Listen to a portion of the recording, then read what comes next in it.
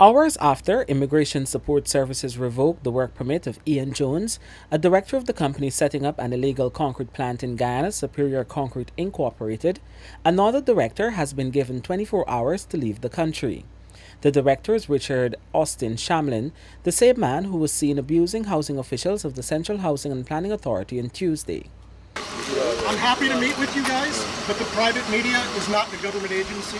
You guys are taking a government action right now. It is not for public consumption. So I'm happy to meet with you. I'm happy to meet with them, but we're not going to do this with the media present. It's time to leave. No.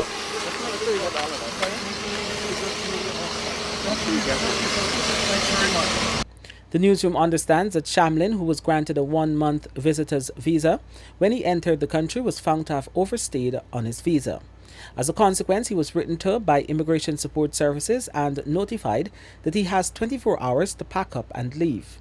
Failure to honor the notice of departure will see him being deported. Meanwhile, in a previous letter, the government gave another director, Ian Jones, 7 days with effect from May 12, 2021 to depart Guyana.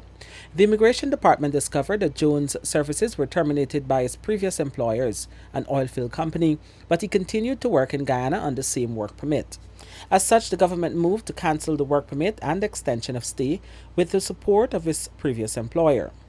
A third contravention order was served on the company on Tuesday by the Central Housing and Planning Authority after it was found that they illegally constructed a concrete plant in the community without the requisite permissions from the relevant authorities, including the Environmental Protection Agency and the Mayor and City Council.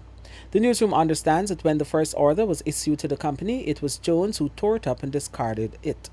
In addition, the City Engineer Department of the Georgetown Mayor and City Council, MNCC, has asked the three foreigners to cease and remove all unauthorized works immediately. Mayor Hubert Narain has said, however, that the council intends to approach the High Court for an injunction to be granted to halt the operations. When the newsroom visited the area on Wednesday, there was no one in sight. All works had stopped and the MCC vehicles that were previously on the premises were removed.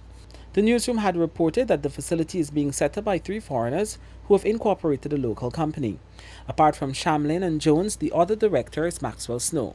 Snow was the person who received the contravention order on Tuesday from the housing officials.